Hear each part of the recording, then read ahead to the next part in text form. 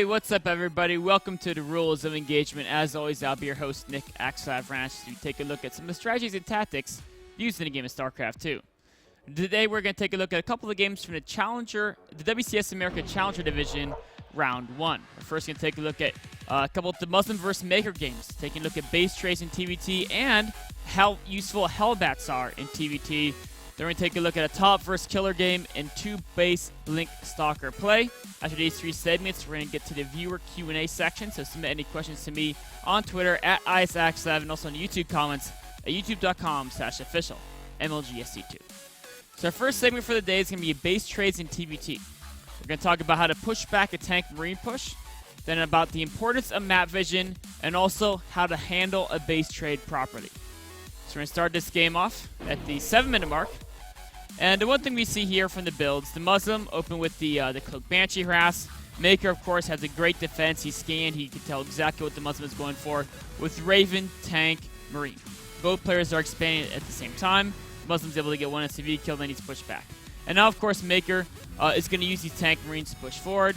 Behind his expansion, the goal of this push is, okay, I'm going to see if I can contain my opponent to 2 bases. Even ideally, if I can actually get him to lift a natural and contain him to 1 base, that's basically the money goal right there. And one difference we see here is the Muslim already with a 3rd CC on the way. Maker, no 3rd command center done yet because he's produced all these Marines, right? So this Widowmine took out one of his Vikings and now he's going to push in here. One thing that's really cool is the Raven early on when he saw it was Cloak Banshee. 2 things it did. One is it spotted for the Cloak Banshee attack, right? And so that first Banshee was unable to do any damage. And now he built a missile turret so he can move out with the Raven and solve detection at home. So it was partially to save scans early game, why he got that Raven. And the second purpose of getting the Raven is right here. If you get that Raven very early and you time your attack perfectly, you cross the map and he had 150 energy. So right when he gets here, he can gas 2 Seeker missiles. And 2 Seeker missiles, we can see there's actually 2 of these guys side by side. 2 Seeker missiles can kill 1 siege tank. So Demuslim, because he invested in the Cloak Banshees, he has less units early, and this push all of a sudden can do some good damage if you can get through that 1 siege tank. So he Seeker missile takes out a siege tank, and Demuslim's in kind of a rough spot, or what appears to be a rough spot. But here's what's really important. Knowing how to push back this type of push. Of course, he doesn't have the Marine count that his opponent does. The Marines are hurt a little bit. He doesn't have the siege tank count his opponent does. But one thing he does have is he has 1 siege tank, and he's recalled a Banshee from his harassment. If you combine a Banshee and a siege tank, you can break these pushes, and this is how it works. In fact, actually, here we go. We can select this. We'll actually select this just how it is and take a look at it. So notice this white dotted line right here, right? This white dotted line right here. I'm not quite as good at drawing as the Blizzard is. That is the range of the siege tank of the Muslim.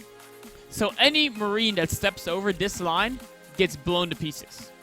And then you have to realize, okay, if I put my line right in front of his siege tanks, then I know 2 facts. Marines have range 5. My Banshee has range 6. So all I need to do is combine siege tanks and Banshees if I play the range game perfectly. Have my siege tank right here. The Banshee can go ahead and pick off the siege tank. When the Marines try to shoot it, I pull the Banshee back a step, or even if you place it perfectly, you might not even have to.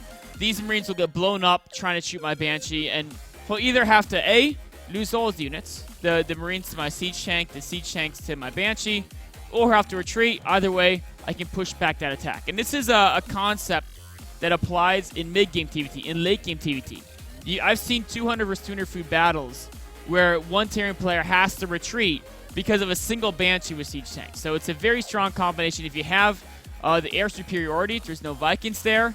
If your opponent lacks a Thor, if they lack basically air control or a Thor, there's nothing they can do to deal with a properly micro tank Banshee combination. So very important to know this type of formation so that as you get into game, in fact, actually, I should have taken that off. Sorry. Let me draw this line again. As we get back in the game, let's take a look at this line and just look at how this micro technique actually works. Oops, I think I moved the screen there. So you can see here, right? Anytime the Marines pop in, they get shelled by the siege tank. You know, the Banshee's able to take out those siege tanks and push his attack back. A very effective combination He got 2-3 Marine kills and a Siege Tank kill, and then his opponent had to realize he had to back off that attack. So a really cool little combination there. If you have that air control, you can do that. So that's how you push back a Marine tank force if you have air control and they do not have a Thor. Of course, Thor has 10 range, so you can just sit back and shell your Banshee. That'll stop you from doing that. So a neat little defense there by Demuslim, and now that's going to put him ahead, right? It's going to put him ahead because he kept those SCVs alive. He lost some mining time, but the important thing to remember is even though, yes, you only killed a tank and a couple of Marines, and for lost mining time, that was still probably worth it for Maker. That push probably was worth it. You have to recognize the fact that Demuslim got a fast third CC. Demuslim's going double upgrades.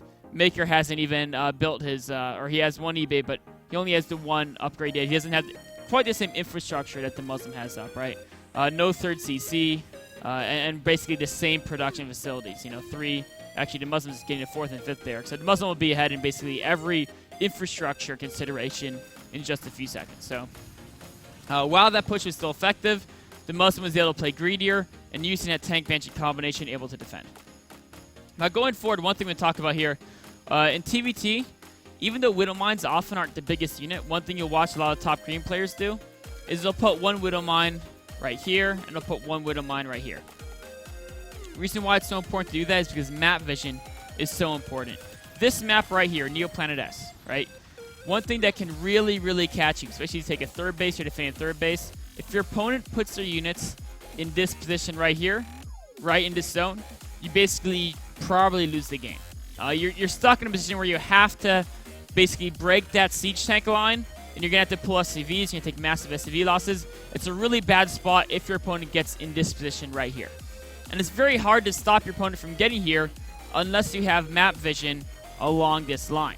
Of course, the other way is just park your army here. If you park your army here, your opponent can kill your third base. And so you have to have map vision basically all over the map of Neoplanet S. Map vision is insanely important to prevent them from taking key locations. Now, Demuslim, of course, that has 0 map vision this game, right? He has no map vision at all. And his opponent could just walk up here, take his position, and the game would probably, I mean, it wouldn't be instantly over because Muslim's ahead by so much. He's 20 food ahead. He's got better infrastructure. He's got 1-1 upgrades versus 1-0. So the Muslim has enough advantages. It wouldn't be instant game over, but it would instantly equalize the game, and all his advantages from out-macroing his opponent would be gone. So Maker, unfortunately, sieges his tanks back here.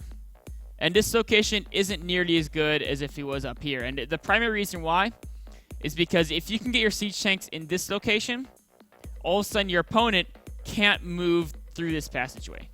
Right now, the Muslim can still move back and forth along this passageway. And why is that so important? Well, if you cut off their movement between their natural and their third base, what happens? Well, if their army's in their third base, you attack their natural and they lose a base. If their army's in their natural, you attack a third base and they lose the base. So either way, they're going to lose the base if you hold this position. So, especially with this drop play, right?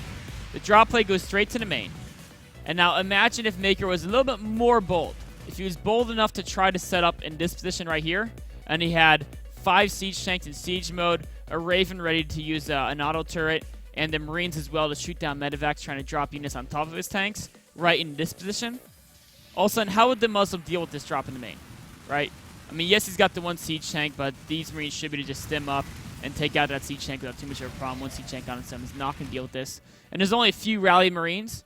Even though the Muslim has so much infrastructure, so much production, all these advantages he's built up throughout the game, if you get on top of your opponent's production, it doesn't matter if they're producing 10 Marines at a time and you only have 10 Marines, you'll kill their Marines as they come out one by one, right? You can see them filing in here. So unfortunately, because Maker didn't hold this position, the Muslim's able to kind of defend this passageway and then send his units back to defend, right? And so this army here, well, he stalls for a couple seconds, but he can send us back to defend and eventually clear up this army here. So he's able to defend this aggression. Of course, it still is very cost-efficient for Maker, all the mining time lost. He's still trading well, and then he even gets a bunch of SCV kills with the solid turret, and the tanks get away as well. So it was still a great attack by Maker, but if he got here, he would have basically won the game, and the Muslim was already winning. So that's how important it is to have that map vision to make sure your opponent cannot get in those key locations on any map, but especially Neoplanet S when there's 2 different routes. Of course, 1 route along this side, 1 route along this side, and I guess you can kind of count to your third they can do. So there's actually even more than 2 routes, but 2 main routes to get around the map and attack your opponent. Very, very important to have that map vision. So now going forward, the other reason map vision is important, not just to get those key locations, but as you're going forward here, right, the Muslim's going to push forward. He's going to see there's a siege tank line. He's going to debate about fighting here, and he's going to decide, okay, well, Maker's got a good defense. I can't really quite break this third base. He's going to back away. And, you know, because basically the Muslim's been macroing a little bit stronger than Maker, he's got a significant advantage this game, right? He's got 35 food advantage. His upgrades are a little bit faster. If you take a look at the structures tab, he's got 2 factories to 1 factory, 6 barracks to 5 barracks. He's got 6 missile turrets set up against 2, and that's important because it means his drop defense is very good. There's no drops that can come in there. He's got 3 missile turrets here, so drops can't circle around the bottom and get to the main, and he's got the central tower as well. So overall, the Muslims definitely winning this game, even creating a 4th command center. But what happens? What's the best way? I think I said this sometime last week on the rules of engagement. If you're ever behind significantly in the game, by a significant margin, there's 2 ways to catch back up. One is to go for some insanely cost-efficient units. Like maybe make a siege tank line and hope your opponent walks into it, right? Or his Protoss gets some massive storms off, massive fungals off, whatever. The other way that doesn't rely on you being insanely cost-efficient in an engagement is the base trade. And so this is where, again, map vision is so important. The Muslim is ahead by enough. If he gets in a direct fight, he's going to win, especially right now, 2-2 versus 1-1 upgrades from his opponent. But where's the Muslim's map vision? Not once is there any unit on this right side. No Widowmine walking up there, no Marine, no Viking or Banshee on this high ground spot where at least you can kind of keep tabs without losing the unit. No, no floating building, no scan as he moves across along the left side. And all these things mean that you can get stuck in the base trade situation. And if that happens, it's anyone's game, right? Even though the Muslim's ahead, it's pretty much anyone's game. And this is where it's very important to go straight for your opponent's production line. So both players right now, right, from Maker's vision, he saw the Muslim's army back here with the sensor tower. The Muslims saw Maker's army with the sensor tower right when it was back here. So both players know it's a base race right now. They know both their armies are too far away to get back to defend before they take critical damage, and they're basically already committed to that base trade. So in a base trade situation, the most important factor, the Muslim actually backed up for a second there thinking he walked back, then he realized he was in a base trade, and this is not what he wants. Goes straight for the throat. So here's a big difference. The Muslim goes for a third base first, right? Maker, straight for the main. And the reason why the main is so important, in a base trade, you always want to go straight for the most important part of your opponent's production. And this is what's a key thing, actually. It's not just always go for the main base. Always go for the most important aspect of your opponent's production. Now, for Terran, there's 2 things that control their production. One is their income, right? So the Muslim attacking this base, how many barracks, factories, and starports did he kill, right? He killed 0 barracks, 0 factories, 0 starports, but actually, the Muslim killing this base took a big chunk out of Maker's production. It was still an effective way to hit his production. Because, of course, you need 2 things to produce units. You need minerals, you need gas, and you need the production facilities, right? So that's, I guess, 3. You need resources and production facilities, 2 things. So the Muslim took out some of his opponent's resources. But the problem is, in TvT, your opponent always has units that are currently being produced. So even if you kill all their bases, they still have that round of units being produced. That's some production. They also are going to have a couple bases. They'll have a little bit of minerals and gas in the bank that can pipeline out more units. So killing bases doesn't entirely shut off their production, at least in TvT. And in other matchups, it sometimes can. But if you get the production facility, let's take a look at, in fact, what over down here, right? Maker goes straight for the production facilities. The Muslim, of course, has minerals, he has gas, he has barracks, factories, he can produce units. But because Maker's army is right on top of those units, every unit that gets produced will be instantly killed without being effective at all. So in the base trade, go for the most important part of your opponent's production first. Now, if they have 6 bases and their production facilities are sprawled across the entire map, the most important part of the production may be their mining bases. But in a situation like this where it's 3 base to 3 base, it's almost always going to be the actual main base itself where those production facilities are. So always go straight for the most important part of the production facility. That's what Makers does. The Muslim now has realized his mistake, right? He's killed this base. This is Muslim's point of view. It's like, okay, I killed this base. Yay. Wait a minute. My opponent is still mining from his natural. He still may have some scraps in his main. He still has units queued up in his production tab. My units that are queued up, I have all this money and all this income, but the units I build are going to die instantly to his army. So I need to do something to stop him from building units, or else I'm going to start falling behind, right? So that's why Demuslim quickly tries to remedy his mistake there by actually, in fact, fast forward. It's a little bit too fast. So in fact, he actually made that decision before I gave him credit for doing so. Right at this point, right as he's attacking the third base, he's realizing I need to camp his production, so he picks up some guys. But this is really what decides the game right here. This exact moment, the fact that plus instead of this moment, he has 3 medevacs to destroy his opponent's production.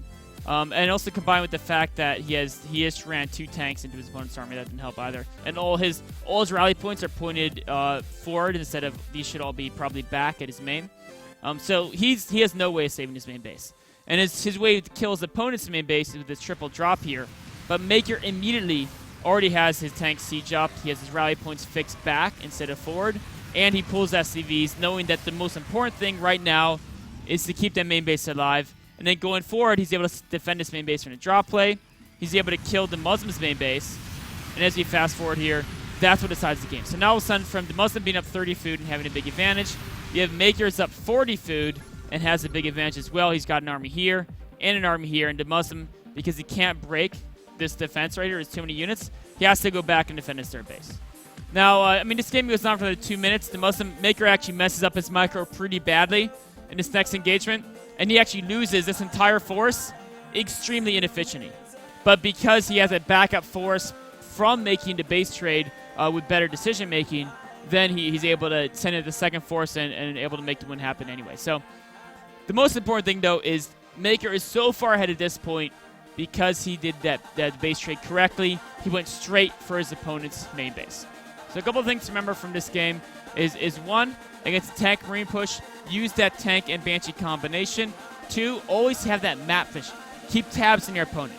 Demuslim could have easily lost this map actually much earlier if Maker put his tanks in a little bit better position, and that was because Demuslim had no map vision on that top left side passageway towards his natural base. And then again, he had no map vision on the bottom right passageway later on, and that's why I got stuck in the base race. So always keep tabs on your opponent. Always try to get map vision of at minimum where their main army force is. If you get stuck in the base trade opponent, go straight for the throat. Don't mess around and kill peripheral bases. What you want to do is you want to kill his bases, but you have to understand in a base trade, your opponent's entire army is across the map. You can kill those side bases with a small force and 1 dropship in Marines or a couple Zealots or a couple Speedlings, but your main army should be killing your opponent's main base, and you want to go straight for the throat and get that kill. So this wraps up analysis of this map. Take a short break and be on to our second segment, another Demuslim vs. Maker game, but this time it's going to be on a lot of awesome Hellbat action from Demuslim.